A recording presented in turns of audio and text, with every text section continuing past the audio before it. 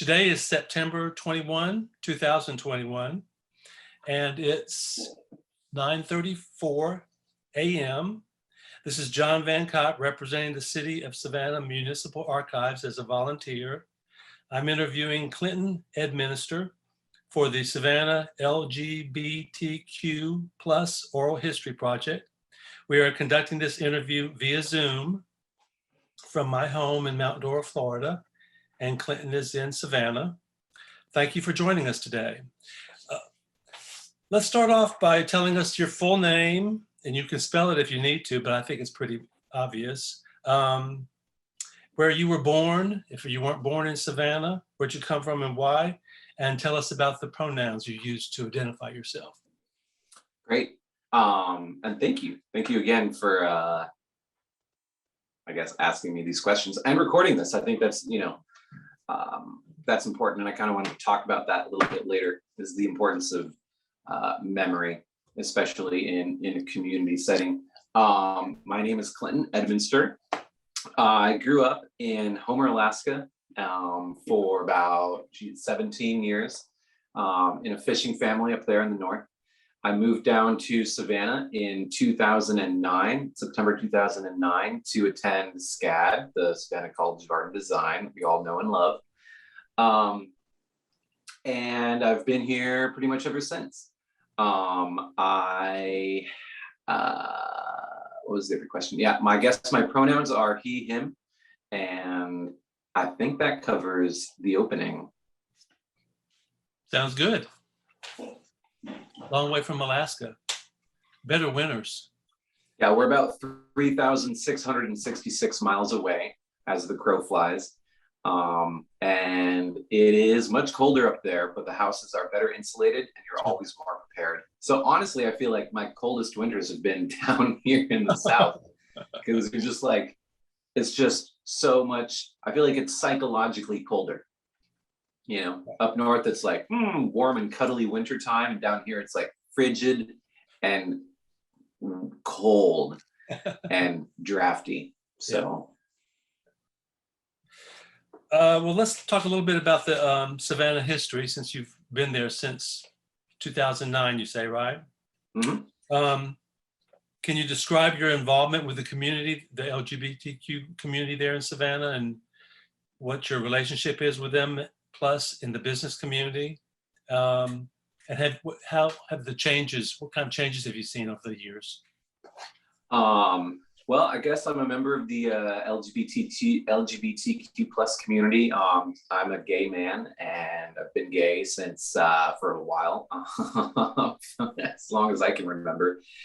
And my involvement in the community has been through the people that I date, friends that I have, the types of advocacy I've tried to work on, although I think we could talk about that later as well. And I'm a business owner as well. I'm not definitely not the first gay business owner by any means, but I am a part of, I guess, definitely like a smaller subsect of local business owners in town that are gay, or at least publicly out. And I've just been doing all sorts of different stuff. I've been my main advocacy for the last decade down here has really been about art and transit, and kind of I like to think about land use planning and zoning, not necessarily and I would say like LGBTQ plus advocacy so much. And I think a lot of that comes from the lack of obstacles that I've encountered being a gay person and trying to do the things that I want. I have, at least not consciously, really come up against any obstacles here in Savannah that I would have labeled as being, this happened to me or this didn't happen to me because I was gay. Honestly, it's been the other way around. It has only ever been a positive note. And I pray to God every night, thankful that I ended up being gay. I just think it's the best thing going on in the world right now. and it brings me so much joy and so much I don't know, just wholesomeness. It feels very good to be able to be myself and unapologetically so. And yeah, it's I think it's what's changed in Savannah is maybe has less to do with Savannah and more to do with just like the whole world. I think the internet has played a large part.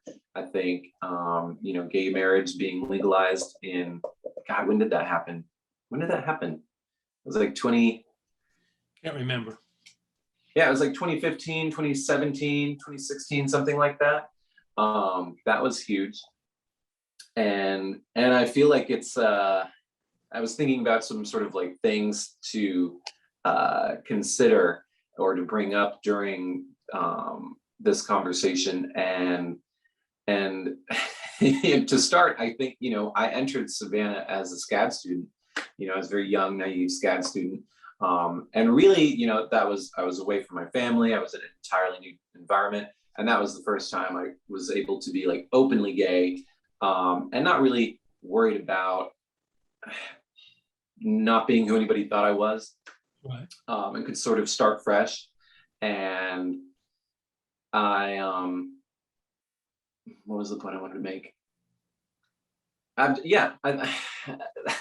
It's being LGBTQ, being gay has just been great, especially down here in Savannah. Going through this list of questions, starting up for it, it I think the questions about LGBTQ are always sort of couched in awaiting a negative response. And I don't have much of a negative experience of it. And I think that in part has to do with me being not super flamboyant or necessarily on the edge of the LGBTQ spectrum. And I definitely think there's a lot more work to do for those individuals in our community in terms of acceptance and access and opportunity. But me personally, I just think, blessed in this town. Well, as an older gay person, that sounds wonderful. That sounds wonderful. It's really great to hear that we've made that kind of progress. So I'm glad to hear that. That's refreshing. Well, I think it is, and I think that's part of like things have changed a lot, in the past 5 years, in the past 10 years, in the past 20 years, really sort of any way that you look at it. We've just had these, major advancements, in terms of access and openness and opportunity, and a lack of, people being marginalized in our community. And I think when you talk to younger people, even when I talk to people younger than myself, it just seems to be, it's like the fight has shifted from being able to do things. I feel like first we didn't have the opportunity or the access to do really, anything, a parade, a business, a relationship. And now it's turned towards, okay, now we do have access to this whole, new type of ability to do things. So let's do those things. Let's make the best of the tools that we've been given, the tools that we've fought for. And I think that transition from, sort of like fighting oppression to, okay, we've made it. In many ways, we've really made incredible achievements. Now let's stand up and let's do this. Let's do the work. Let's own businesses. Let's celebrate. Let's have relationships. Let's be in power. Let's get elected. Let's do the stuff that, frankly, we're really great at doing. I agree. So what would you describe, since you've been in Savannah, have you belonged to any organizations, specifically LGBT organizations? Is there a business organization down there, Chamber of Commerce, Gay Chamber of Commerce, or anything like that? I don't believe there's a gay chamber of commerce. Actually, I know that for a fact. There's not a gay chamber of commerce. I am a member of the Downtown Business Association. I am a member of the Chamber of Commerce. I've sat on the board for Visit Savannah, which is the destination marketing organization for town, for the city. I currently sit on the board for the Downtown Business Association. And I do know that part of my position on there, on both of those boards, was due to me being LGBTQ plus, but also, and I think, I don't know, like more or just different, but also just the location of the business that I have. It's in a relatively newer area of town that's growing a lot. And both of those entities were very interested in getting a take on, or having a representative from the Starland District. And I think, that's part and parcel in the same things, that I've been actively involved in, growing a community in the Starland District, also known as the Thomas Square neighborhood. And I think that has been a very safe gay space, a very, very accessible gay space. I think Savannah, and in all, especially in the downtown core of Savannah, is just almost gay by default. It's just assume that it's super gay until further notice. And so, but in the Starling District, you have that, but on a smaller, more local scale. I think one that's a little bit more accessible for people trying to start a business or do something fresh or new, or just cheaper. And that has been really exciting, is being a part of, really creating this community, supporting this community, where it's just already assumed, we don't even, it's just, yeah, well, of course we're gay friendly. Like, why would you not be? Right. And I think that goes back into, kind of what I said earlier, is this transition from, fighting for rights and then using those rights. And that can be, I think, sometimes a difficult challenge for really any marginalized or oppressed community, is when do you stop fighting to, and when do you start switching to using the tools that you fought for? And that can be tough. And there's also, absolutely an element of you never stop fighting because oppression is never done. And that's very, very real. But I think I played a part, specifically myself, as being, as trying to use the tools that we've got to do stuff. And I use that very loosely, do things. I think that's, it's just important to activate your community. However, picnics, walks, trash pickups, opening businesses, going on parades, biking, riding your bike, like just engaging in public space and in public life, openly and safely. And I think we have ample opportunity to do that here. That's wonderful to hear. Let's see, well, who do you think some of the important leaders are in the LGBT community down there now? Does anyone stand out?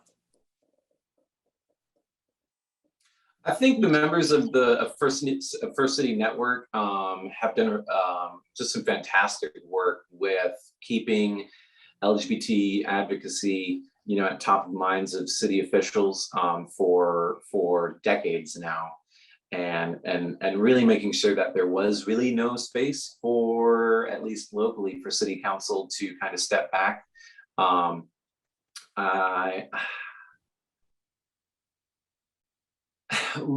So kind of to skip ahead a little bit, and this might reframe some of the questions moving forward, but I was diagnosed with HIV in 2010, and that has been a really interesting experience as well, kind of going through. And again, my experience of that has thankfully been relatively very positive the whole way through. And so, one of the unspoken heroes or unnamed heroes in just keeping people alive in general is Dr. Debbie Higgins over at the Chatham Care Center, and the work that her and her army of nurses do to keep people healthy mentally and physically. they've seen a huge change, I think, in the last 20 years as drugs and treatment have developed for HIV and AIDS. And talking with them, it just seems like this overwhelming, it's like an overwhelming amount of an overwhelming amount of improvement in the last couple of decades. And I'm trying to find the right word, but they just seem very, their job has shifted a lot, from more of like end of life care to just care. And I think that's been huge. And so, you know, I think I'm a big fan of all the folks down at Chatham Care for the, you know, for the work that they've been able to do for the whole community and just keeping us alive and healthy. Another person is John Diedrich from Starland Cafe, who in 2001 was part of a two-person duo that kind of worked on coming up with this concept of the Starland District. And John was openly gay and business owner, you know, relatively fresh college student. And he did a lot of work, I think, to kind of set the tone of the community and environment that I inherited in a way, as again, this district where just assume it's all gay until further notice. And I think what John did was he was gay, but that was never, you know, the reason that something was happening. He was just, you know, he had this idea, he had this vision, him and Greg Jacobs both, you know, just had a good idea. And it was like, oh, and they're gay. You know, it wasn't that they're gay and they're doing this, they're just doing this. And I think that's sort of, again, that's sort of the shift from we now just all have the capacity and the rights to do the things we want to do.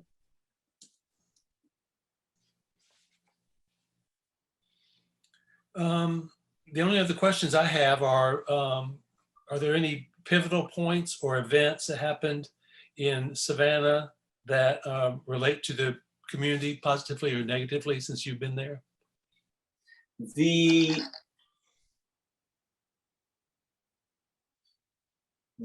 marriage equality that the Supreme Court passed, sad, I can't remember this, I think 2015 or 16, you know, again, I think if I can kind of scoot back, a lot of I think we tend to focus on the cities that we're in and sort of look at, you know, what has happened in this city, who are the players in the city. But I think using a local lens for talking about extremely large blankets of people or communities is not always a really effective way of looking at, you know, how have changes been made, who locally made these changes, or like what events happened locally. And I think, you know, because of the internet, because of, you know, social media and the ability that we have where everything is local and global all at the same time, all the time. And so that has had just as much of an impact on being a member of the LGBTQ plus community as I think, you know, almost anything else. And, you know, the people that we're seeing, the people that I'm engaging with on a day-to-day basis are thousands of miles away or right next door. And the ideas that I'm coming into contact with are coming from all over the world. And, you know, the challenges that I see people are having, you know, the creations that gay people are making, I'm seeing this, I'm being notified, I'm being, you know, brought to speed on a global level all at the same time. And so I really do think that, you know, everything kind of is happening all at once, everywhere, all at the same time. And that is not just a theory for the LGBTQ community, but really for everything. You know, and anytime there's any sort of analysis of any situation anywhere, I think it's so important to take into account the change in the connectedness that we've had as a society in the past 20 years. because it is unparalleled in history, how connected we all are. I mean, you're what, a couple hundred miles away right now, and we're speaking in real time, having this conversation. I was on my phone earlier watching a video by Lil Nas X, that was produced almost entirely digitally, and he's famous only because of, the sort of social network that we have. It's very much, it's taken off. And there used to be, I think absolutely fights used to be, very local, focused on like neighborhoods or bars. Right. But that has, that has sort of eroded, I think for better or for worse. Well, this could be an interesting turn. That has eroded for better or for worse, sort of um, any space for oppression and any need for a safe space. And so one thing I've kind of noticed, I haven't thought about this for a while, and maybe that's because the pandemic has kind of taken away the capacity to be together.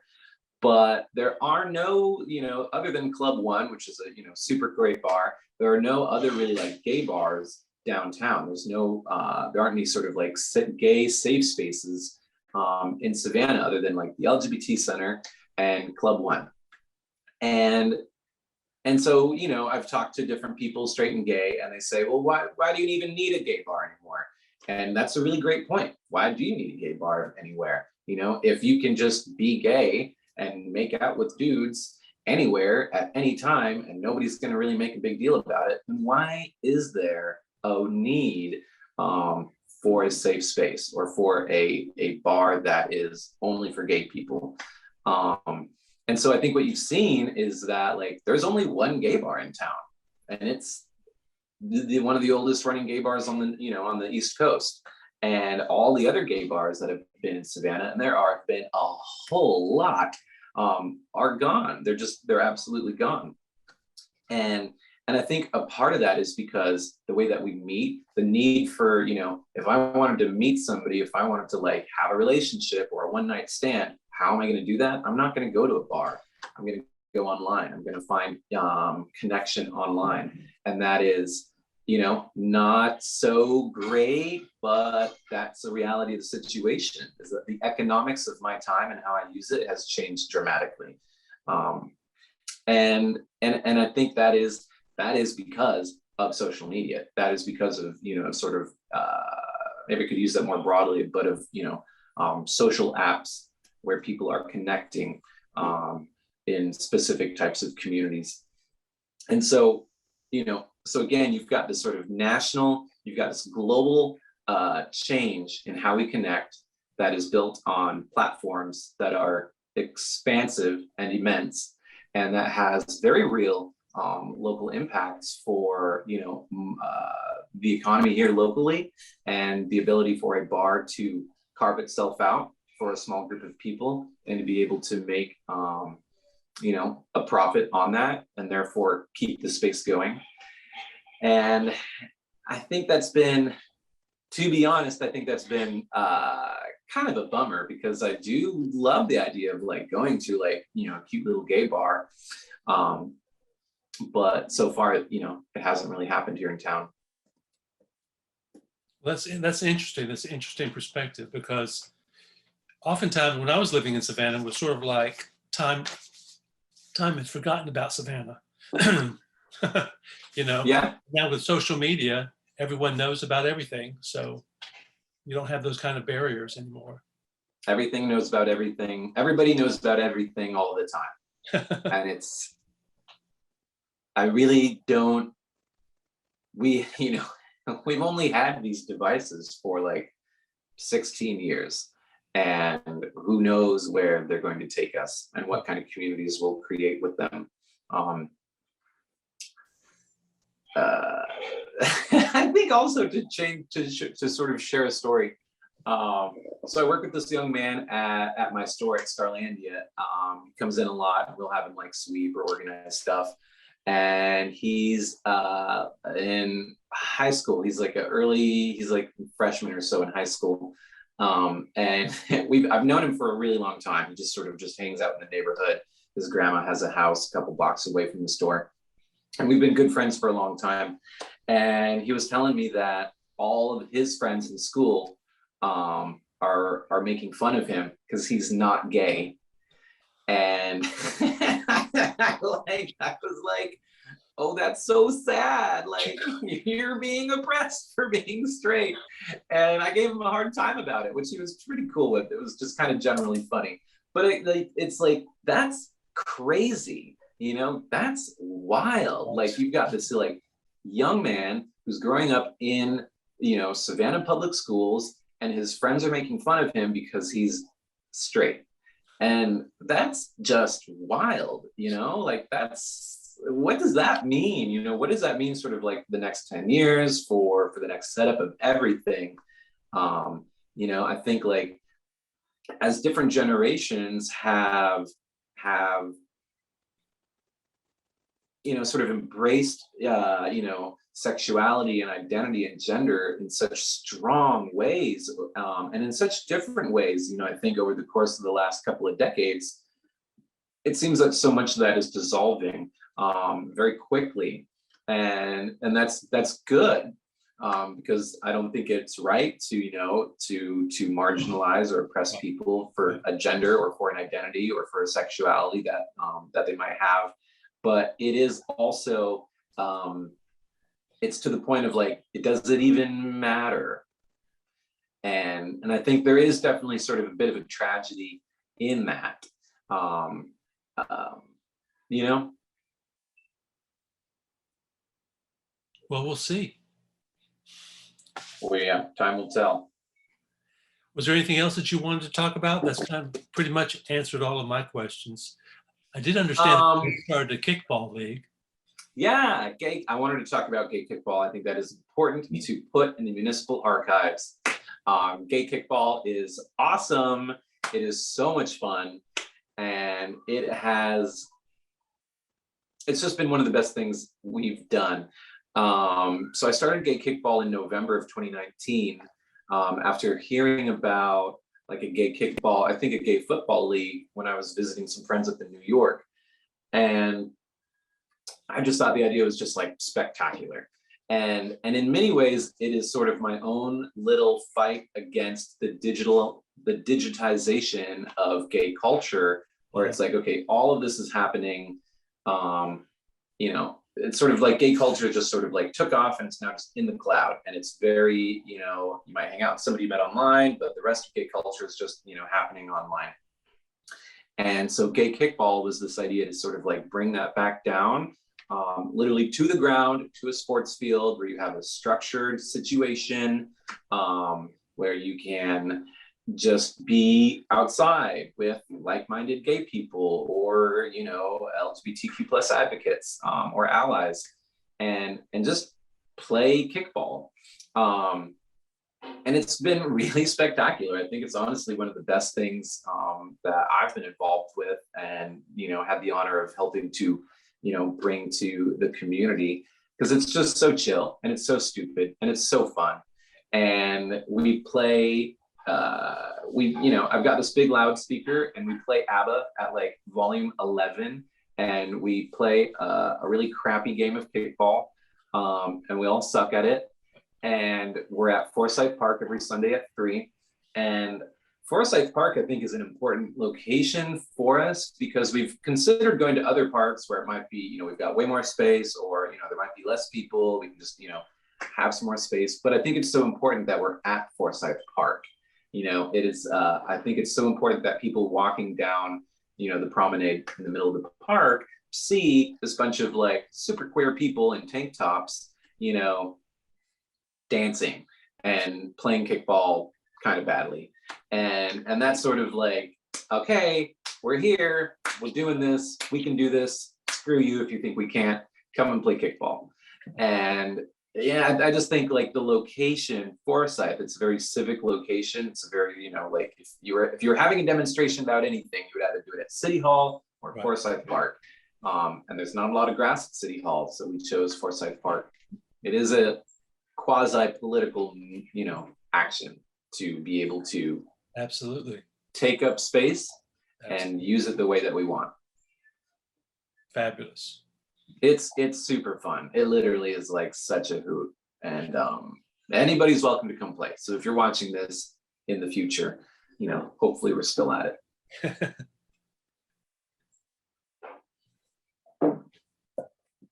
Anything else?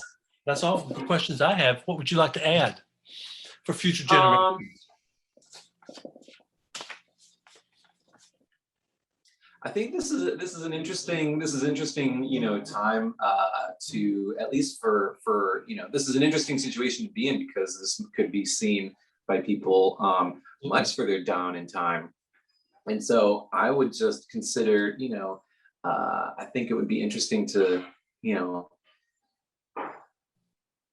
just a couple things I would share is that, 4G is like the current network we all have. 5th generation cellular telephones are coming out, which is going to, I think, be kind of crazy. Self-driving things aren't a car yet. Joe Biden is president. Like, what's going to happen in like 5-10 years, and what's going to happen for, LGBTQ people? I can really only see it becoming more. I do not think it is possible right now for things to step backwards in any, maybe a little bit here and there, because I think that's just part of, what happens with any progress being made. Some progress is going to go backwards, but it's just like the concept of identity, concept of sexuality and genders is changed entirely. And I think that is part of sort of, the digitization of ourselves and the way we present ourselves to each other through our digital avatars on Instagram and Facebook. And I think that is changed, maybe not for the better, but it's changed forever. And it'll be interesting to see how that unfolds for us and for the future. So good luck out there, whatever year you're watching this in. I'm praying for you. Well, that's great. All I got. Thank you, Clinton. It was really interesting talking to you today. You're a very dynamic person. Thank you. Thank you. Have a wonderful day, and we'll hopefully see you soon. Thank you. Take care. Bye-bye. Ciao.